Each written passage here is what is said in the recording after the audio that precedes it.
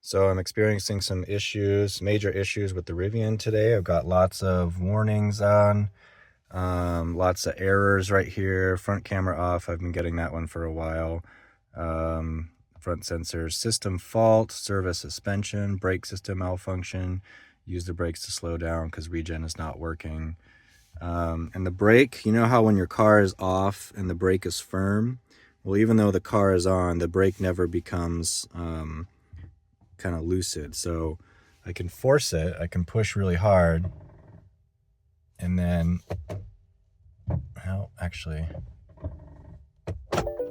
yeah, it's just barely letting me do that.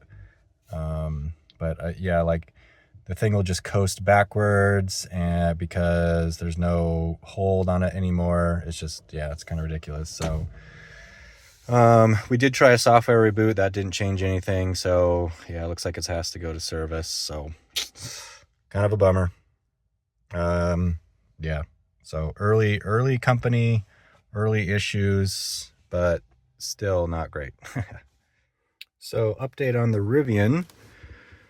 All systems are go again, except for the camera. So, what I did that actually fixed the problem was the vehicle going into a true sleep, and then that kind of resets things, and then it works. So, of course, then the question is, how does this vehicle go into a sleep? Well, the car stays awake until it has been locked and everything has been disconnected for half an hour. So, so you don't want, things plugged in to the vehicle. The vehicle can't be charging, can't be plugged in there. You don't want something plugged into the inverters and the outlets in the bed of the truck. There needs to be nothing going on. There can't be any seat belts buckled. You don't want any seat belts buckled. There can't be anybody in the car on the seat sensors, and the vehicle has to be locked, and then it has to sit for at least half an hour. It might have been 35 minutes, I can't remember. And then it needs to be in the sleep state for 30 to 35 minutes.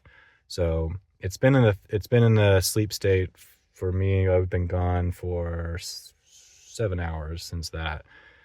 So interestingly, all the system critical things like suspension, brakes, all that, those have no more warnings anymore. The only warning that still remains is this one triangle, and that is the for some reason my front camera is off.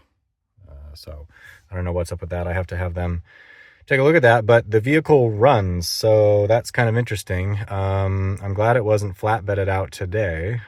It was going to be towed today, but it's actually scheduled to be towed Monday morning, which today's Saturday, so still have the vehicle to use, so that's nice. Yeah, pretty weird. So my battery's a little bit low. I'm at 36, so I'm gonna plug it in and charge, but interestingly, the vehicle now works. So yeah, I do have a service appointment. I think that's going to be converted into remote, so the engineers can look at this remotely and check out my system and see if there's any persistent faults. But I definitely do get a lot of error messages on this vehicle. Like every so often there's something throwing an error. So that's kind of weird. And I guess maybe there's something wrong with my forward camera. I don't know. But I'm glad it does work. I'm glad I don't have to have like huge repairs or anything.